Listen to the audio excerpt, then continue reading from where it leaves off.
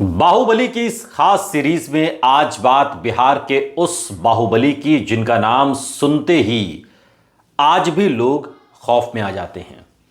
उनके नाम का डर लोगों के अंदर इस कदर बसा हुआ था कि यूं लगता था कि सीवान की सारी राजनीति, सारी सियासत मोहम्मद शहाबुद्दीन के इर्द गिर्द घूमती है। उनके कद का कोई सीवान में नहीं था और उनके अपराध की दुनिया से राजनीति में आने की जो कहानी है वो बड़ी दिलचस्प है।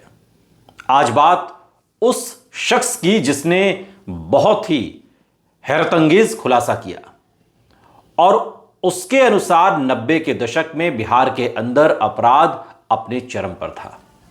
शहाबुद्दीन भी आपराधिक वारदात को अंजाम देने की वजह से ही सीवान की जेल में बंद भी रहे और उस दरमियान मैरवा के रहने वाले और आर्मी से रिटायर्ड डॉक्टर कैप्टन त्रिभुवन नारायण सिंह जीरादेई से कांग्रेस के विधायक थे। यह साल 1985 का विधानसभा चुनाव था जो उन्होंने जीत लिया था और उनकी छवि अपने एक ईमानदार नेता के तौर पर उन्होंने बनाई थी। उस वक्त प्रतापपुर जीरादेई विधानसभा के तहत आता था और शहाबुद्दीन प्रतापपुर के ही रहने वाले थे। वो शख्स बताते हैं बात के दिनों में एक इंटरव्यू में कि शहाबुद्दीन को एक मामले में विधायक डॉक्टर कैप्टन त्रिभुवन नारायण सिंह से एक पैरवी करानी थी और इसके लिए वो खुद विधायक से मिलने गए, लेकिन विधायक ने सीधे और साफ शब्दों में उस वक्त ये कह दिया कि मैं बदमाशों और अपराधियों की पैरवी नहीं करूंगा। यह उस वक्त की बात है जब शहाबुद्दीन जेल में नहीं थे, जेल से बाहर थे और तब जब शहाबुद्दीन की तूती बोलती थी। इस घटना के बाद ही एक आपराधिक मामले में उन्हें जेल जाना पड़ा और जेल से ही उन्होंने कर दिया चुनाव लड़ने का ऐलान।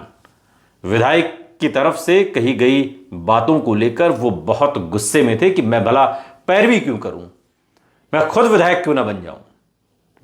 और जेल के अंदर भी उनका गुस्सा कम नहीं हुआ था और उसी दरमियान 1990 का विधानसभा चुनाव होना था। शहाबुद्दीन ने चुनावी मैदान में निर्दलीय उतरने का ऐलान कर दिया और जेल से ही शहाबुद्दीन ने अपना नामांकन भी दाखिल किया। बात हर कीमत पर डॉक्टर कैप्टन त्रिभुवन नारायण सिंह को हराने की थी।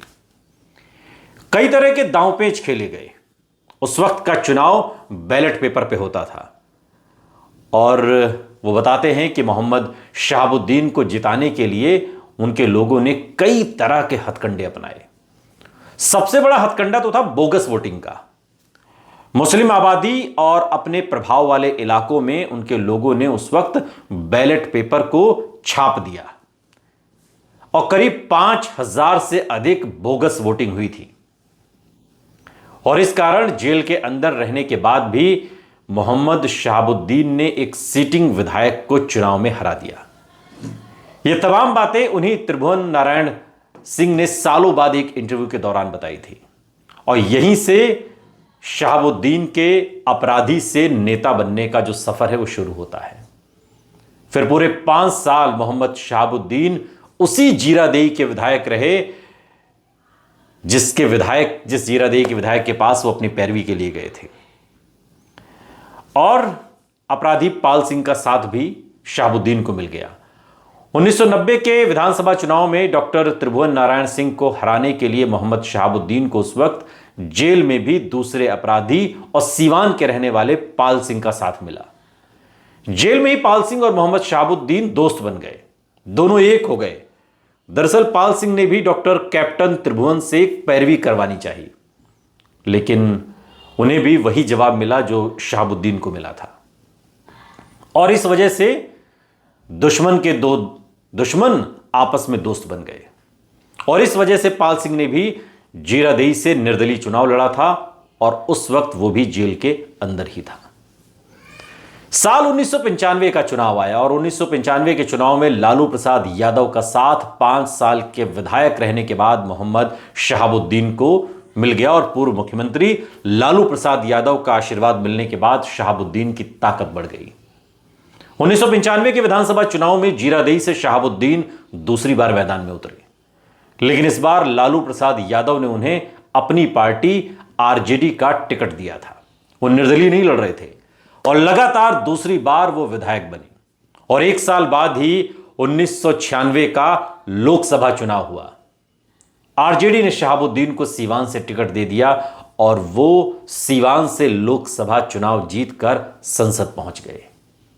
सोचिए, एक सामान्य सा अपराधी किस तरीके से पूरे सीवान पर छा जाता है और अपराधी से राजनेता बनने का वो सफर तय करता है। दोस्तों, ये कहानी शहाबुद्दीन की है। वो शहाबुद्दीन जिनकी एक जमाने में सीवान में तूती बोलती थी।